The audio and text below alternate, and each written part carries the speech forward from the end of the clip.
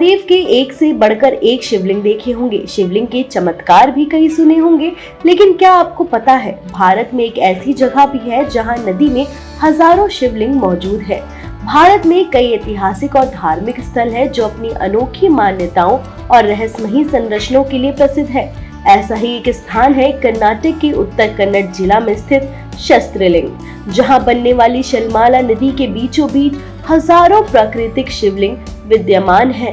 इस नदी की खासियत ये है कि इसकी धाराएं इन शिवलिंगों का प्राकृतिक रूप से अभिषेक करता है, जिससे ये स्थान भक्तों के लिए बेहद अत्यंत पवित्र माना जाता है। इस अद्भुत नदी में शिवलिंगों के अलावा भगवान शिव के वाहन नंदी, नाग और अन्य धार्मिक प्रतीक भी उकेरे गए हैं। माना जाता है कि इन शिवलिंगों का निर्माण 16वीं शताब्दी में राजा सदाशिव राय द्वारा कराया गया था। हालांकि विज्ञान दृष्टिकोण से इन आकृतियों के बनने के कारण नदी का प्रभाव है। शैलमाला नदी को यहाँ के लोग गंगा के समान पवित्र मानते हैं। इस नदी में हजारों की संख्या में मौजूद शिवलिंगों की उत्पत्ति को लेकर दो मान्यताएं प्रचलित है। पहली मान्यता के अनुसार 17वीं शताब्दी में कर्नाटक के शासक राजा सदाशिव राय ने अपनी शिव भक्ति के चलते नदी के बीच इन शिवलिंगों का निर्माण करवाया था।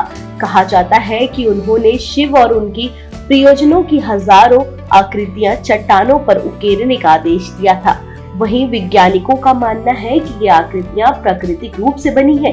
उनका कहना है कि शैलमाला नदी के पानी के तेज प्रभाव और चट्टानों के प्राकृतिक कटाव से ये आकृतियां बनी है, लेकिन इस पर कोई ठोस प्रमाण नहीं है कि ये प्राकृतिक है या मानव निर्मित। साल भर पानी से भरी रहने वाली ये नदियां गर्मी में जब सूखने लगती है तब इसका दृश्य और भी मनमोहक हो जाता है।